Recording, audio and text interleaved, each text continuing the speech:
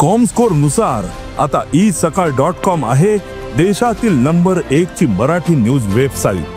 प्रत्येक अपडेटसाठी isakal.com ला नक्की भेट द्या।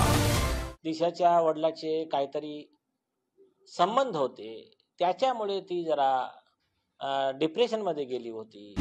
तिनं त्यांना दिलेले पैसे त्यांनी कुठे दुसरीकडे देऊन टाकले, म्हणून ती परेशान होती आणि म्हणून त्याच्यातून तिने आत्महत्या केली। आज सकाळपासून म्हणजे एक बातमी चालू आहे की दिशाचे जे प्रकरण आहे, दिशा साल्यानीचं हत्येचं, त्याच्यामध्ये पोलिसांनी आधीच क्लोजर रिपोर्ट सादर केला होता आणि त्याच्यात असं आलं आहे, रोहन रायचं व्हर्जन म्हणजे तो आय विटनेस आहे आणि तो ऍक्च्युअल मध्ये आय विटनेस आहे आणि said to be close to Aaditya Thackeray जे काही आहे, आणि दिशाचा तो म्हणजे होणारा पती होता।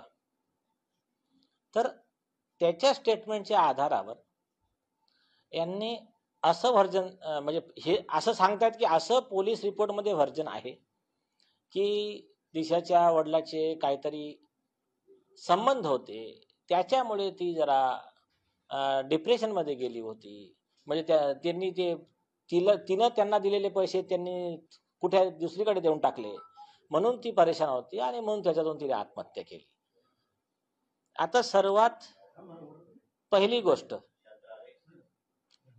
ते जे सांगतात 2021 चा तो क्लोजर रिपोर्ट, तर सगळ्यात इम्पॉर्टंट गोष्ट अशी आहे, तो क्लोजर रिपोर्ट हा सरकारनं परत घेतला आहे, अमान्य केला आहे आणि त्यामुळेच त्या महाराष्ट्र शासनाने 11 डिसेंबर 2023 रोजी श्री सतीश सालियान यांच्या स्टेटमेंटच्या आधारावर जे काही उपलब्ध त्यांचं म्हणणं होतं त्याच्या आधारावर, काही उपलब्ध पुरावे असतील त्यांच्या आधारावर केस रिओपन केली आणि SIT ची स्थापना केली।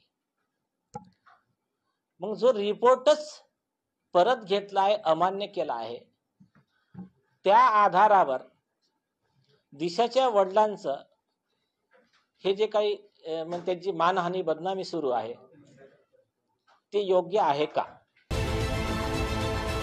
सकाळच्या सर्व सोशल मीडिया प्लॅटफॉर्मला लाईक, फॉलो आणि सबस्क्राईब करा। तसंच सर्व नोटिफिकेशनसाठी बेल आयकॉन प्रेस करायला विसरू नका।